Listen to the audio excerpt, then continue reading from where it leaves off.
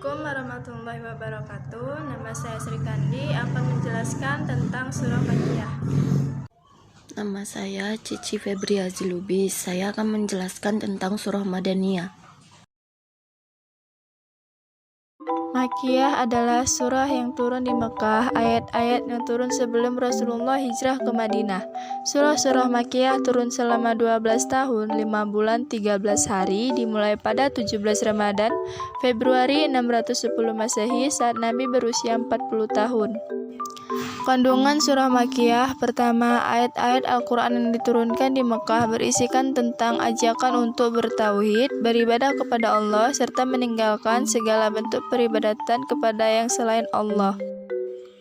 2. Ayat-ayat Makkiyah juga mengisahkan tentang para nabi dan kehidupan umat terdahulu. 3. Pembuktian tentang risalah Allah. 4. Kebenaran akan adanya hari akhir. 5. Penjelasan tentang surga dan neraka beserta segala nikmat dan siksanya. Ciri-ciri Madaniyah. 1. Ayatnya pendek-pendek. 2. Ungkapannya keras. 3. Banyak terdapat kesamaan bunyi. 4. Menggunakan huruf sumpah. 5. Banyak tuntutan mengenai akhlak. 6. Pembukaan surah berupa huruf lepas. Madaniyah adalah istilah yang diberikan kepada ayat Al-Quran yang diturunkan di Madinah atau diturunkan setelah Rasulullah hijrah ke Madinah. Karakteristik surat Madaniyah. Pertama, ayat-ayat dalam surat Madaniyah cenderung panjang. Kedua, surat Madaniyah lebih banyak membahas mengenai saksi-saksi hukum. Ketiga, berisi tentang seruan kepada ahli kitab dari kalangan Nasrani dan Yahudi. Keempat, berisi tentang penjelasan mengenai ibadah. Kelima, setiap surat pada surat Madaniyah terdapat dialog dengan para ahli kitab. Ciri surat Madaniyah. 1. Tata bahasanya panjang. Kedua, lafalnya gampang dan populer, amat sedikit memiliki kandungan lafal-lafal yang asing.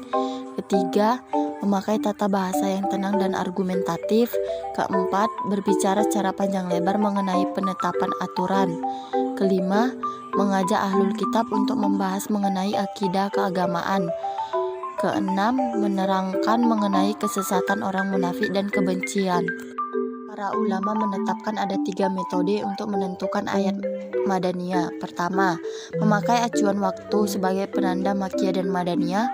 Kedua, memakai acuan tempat sebagai penanda Makkiyah dan Madaniyah. Ketiga, memakai acuan kata tunjuk dalam ayat sebagai penanda Makkiyah dan Madaniyah.